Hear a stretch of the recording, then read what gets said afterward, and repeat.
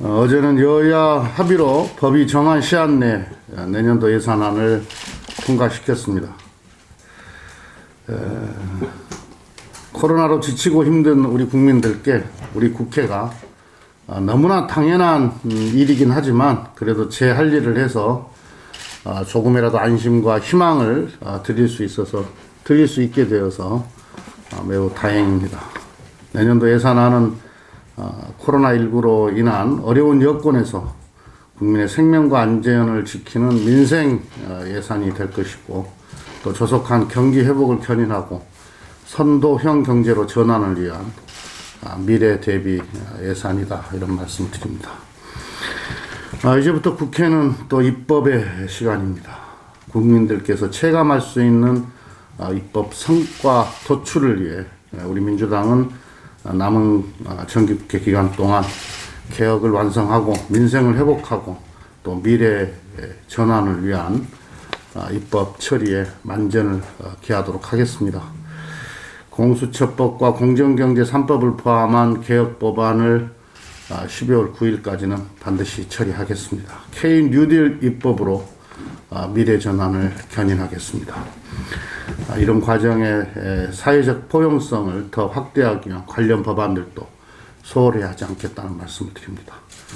우리 민주당은 야당과의 협의에 최선을 다하겠습니다.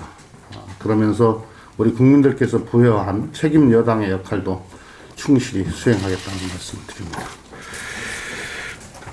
전례 없는 세계적인 코로나 위기 속에서 그래도 우리 한국 경제가 선방을 하고 있습니다. OECD 회원국 중 OECD는 회원국 중에 우리나라를 올해 경제 성장률 1위로 전망했습니다. 한국은 효과적인 방역 조치로 올해 GDP 위축이 가장 작은 국가라고 명시적으로 언급하고 있습니다. 또한 한국 경제는 내년도 21년도에 2.8%, 22년도에 3.4% 성장하면서 안정적 성장세를 지속할 것으로 전망하고 있습니다. 한국은행에 따르면 올해 3분기 실질 GDP 성장률이 2.1%를 기록했습니다. 우리나라의 수출 증가세도 뚜렷합니다. 코로나 직격탄으로 피해를 입고 있는 자영업, 소상공인과 취약계층의 어려움이 지속되고 있지만 그래도 여러 경제 지표들은 우리 경제가 서서히 반등하고 있다는 것을 보여주고 있습니다. 이 모든 것은 코로나 위기 속에서도 각자의 자리에서 최선을 다해주고 계시는 우리 국민들과 기업의 노력 덕분입니다. 아울러 강력한 방역을 기반으로 민간 소비 진작을 위한 확장적 재정 정책과 한국판 뉴딜과 같은 미래 전환 노력을 지속하고 있는 정부의 적절한 위기 대응 정책도 큰 효과를 발휘했습니다. 이제 적극적이고 공격적인 경제 정책으로 선도형 국가로 도약할 때입니다. OECD는 올해 크게 위축된 세계 경제가 백신과 치료제 개발 가시화 등에 힘입어 점진적으로 회복할 것으로 전망하고 있습니다.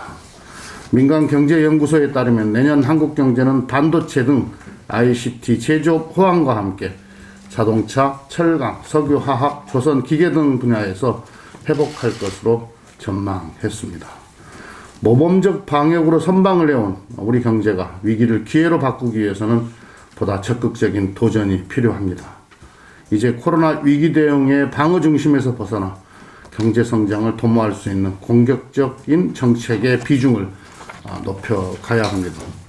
어제 통과된 내년도 558조 원은 한국 경제의 반등과 선도형 경제로 도약하는 발판이 될 것입니다. 특히 한국판 뉴딜은 민간 투자 활성화, 비대면 경제 성장, 4차 산업혁명, 연관 기술 발전 등 새로운 성장 동력 발굴과 주력 산업 경쟁력 강화를 실현하는 강력한 무기가 될 것입니다.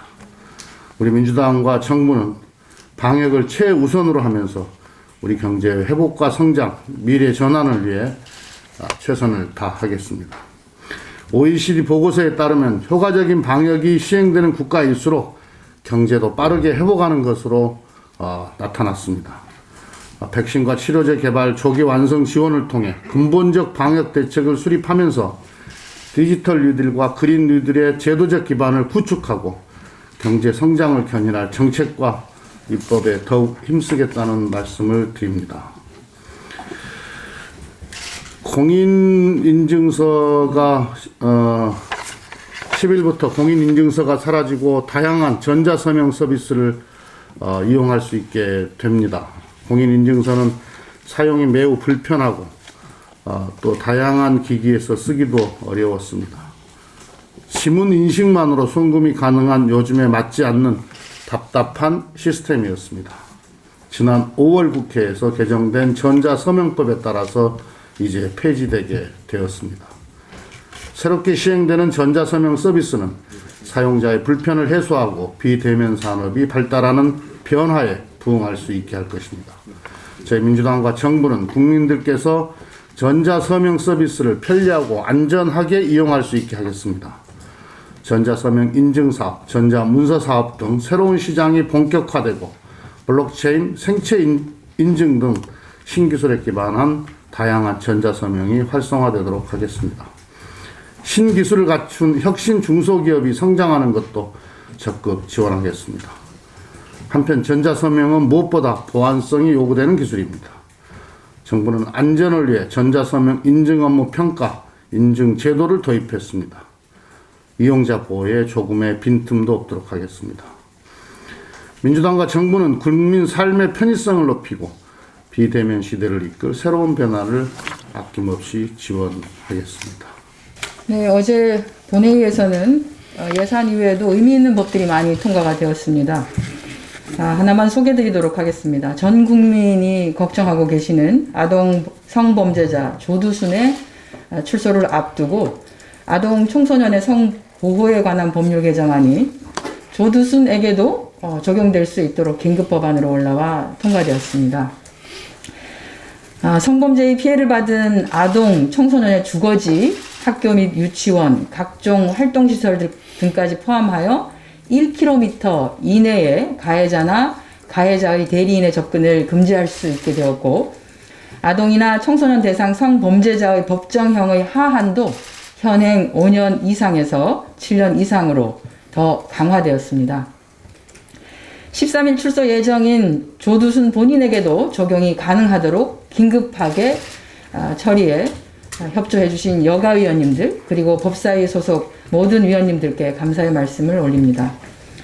더불어서 온 국민의 공분을 샀던 N번방 사건의 후속 입법으로 미성년자에 대한 성범죄 등으로 처벌을 받은 사람에 대한 교원 자격을 취득하지 못하게 하는 법안도 함께 통과가 되었습니다.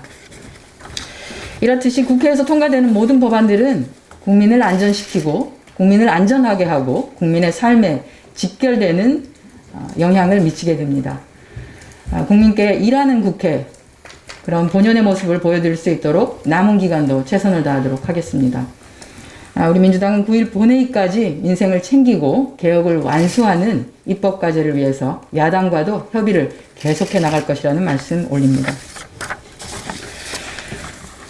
오늘은 그리고 지금 이 순간은 49만 수험생들의 땀과 노력이 결실을 맺는 날이기도 합니다. 수험생 여러분, 코로나 상황 속에서도 수능을 준비하느라 고생 많았습니다. 어렵게 준비한 만큼 여러분들이 노력의 대가가 제대로 누려지기를 힘차게 응원합니다. 저도 함께 시험장에서 응원해주고 싶습니다만 안타깝게도 우리 모든 분들이 마음만 전달할 수밖에 없는 것이 현실입니다. 우리 온 국민의 소리 없는 응원이 수험생 한 분 한 분에게 꼭 전달될 것이라고 봅니다.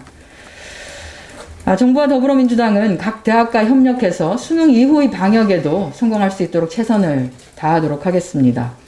교육부는 이미 수능 이후 다수 대학의 면접과 논술 전형 실시로 대규모 수험생 이동이 예상되는 12월 1일부터 22일까지를 집중 관리 기간으로 지정했습니다.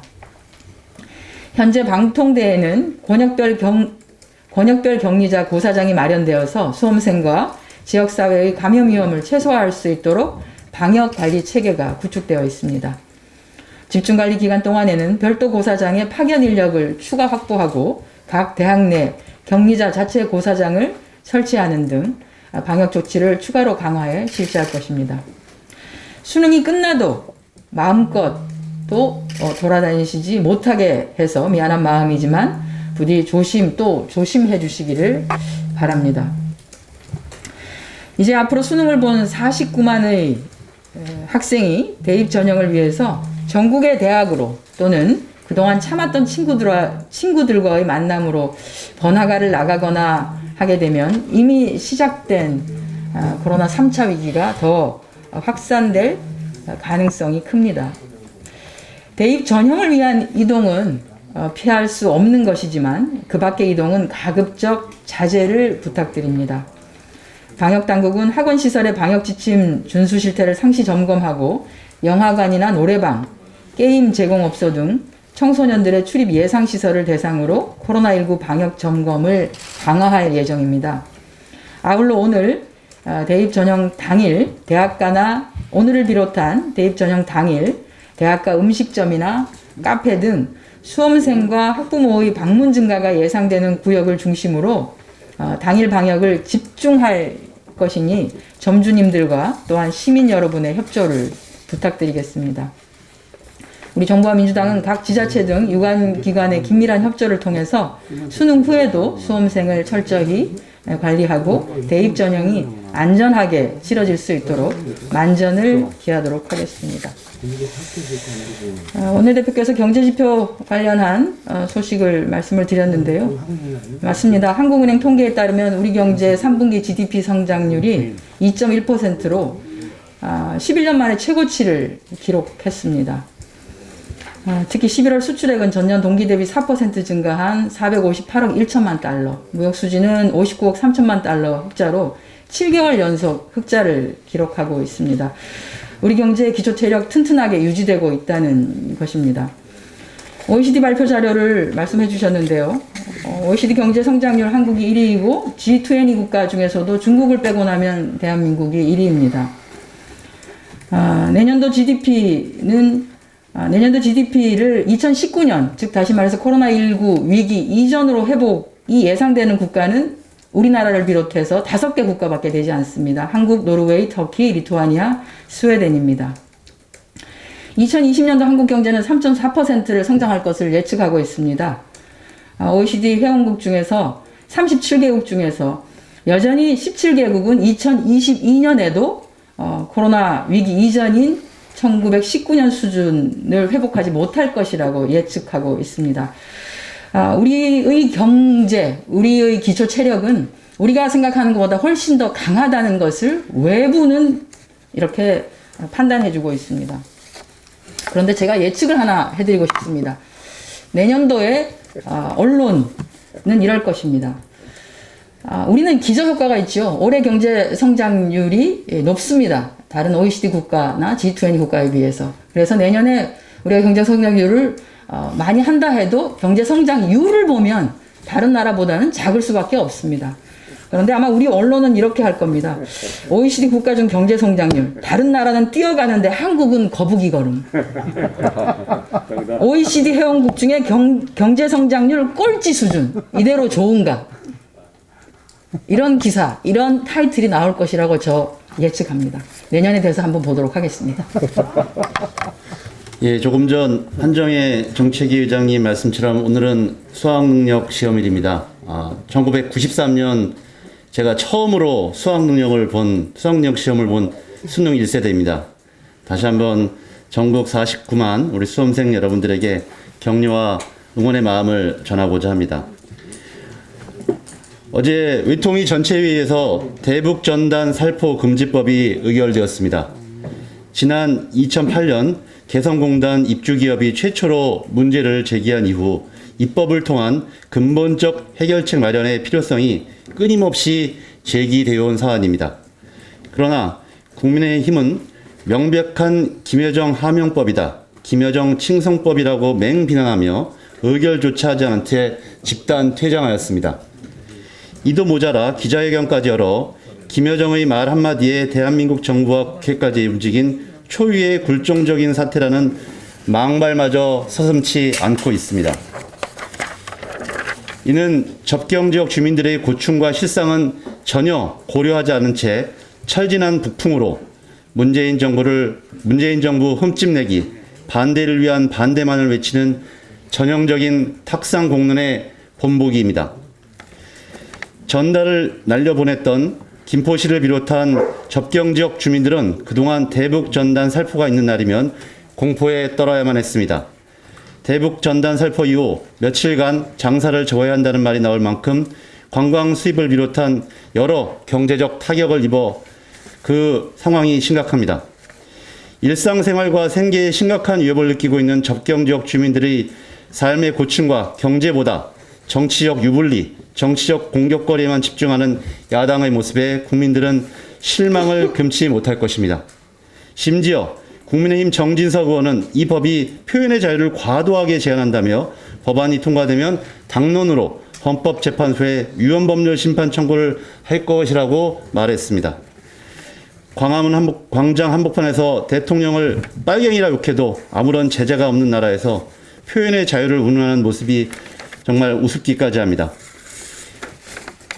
국민의힘을 비롯한 국민의힘은 더 이상 반대를 위한 반대의 정치, 현장과 괴리된 정치를 멈추고 국민의 안전을 지키는 정치, 국민의 삶을 위한 정치를 해주시길 간곡하게 부탁드립니다. 마지막으로 최근 대통령이나 그 어떤 정치인보다 많이 뉴스에 나오는 검찰정치총장 윤석열 씨에 대해서 잠깐 말씀드리고자 합니다. 업무에 복귀하자마자 수사권을 무기로 그 비위를 조사하던 대검 감찰부의 위법수사에 대해서도 본격적인 조사를 착수했다고 합니다. 또한 월성원전 수사 관련 공무원들에게 즉시 구속영장 청구를 함으로써 정부의 에너지 정책에 대한 명백한 정치 수사를 제기했습니다. 한편의 누아르 영화가 생각납니다. 검찰권을 남용하고 정치적 중립을 내던져버린 검찰의 모습은 검찰 개혁만이 국민의 검찰이 되기 위한 유일한 해법임을 여실히 드러내고 있습니다. 윤석열 총장은 정치를 안 하겠다고 명백히 선언해야 검찰의 중립성이 보장될 것이라는 국민의힘 주호영 원내대표의 발언을 새겨듣기를 바랍니다. 야당의 원내대표마저 우려를 표명하고 있는 지금의 상황이 얼마나 심각한 상황인지에 대한 확실한 성찰이 있어야 할 것입니다. 그 누구에게도 선출되지 않은 채 정치에 개입해온 오만한 권력에게 제자리를 찾아주어야 할 때입니다. 그 유일한 방법이 검찰개혁입니다. 공수처는 진정한 검찰개혁의 시작점이 될 것입니다.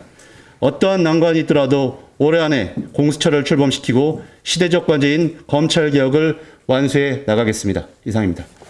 오늘은 대학 수학능력 시험을 치르는 날입니다. 수험생 여러분과 학부모님들께 응원을 드립니다. 공정과 정의, 평등은 우리 사회의 가장 큰 가치로 자리 잡고 있습니다.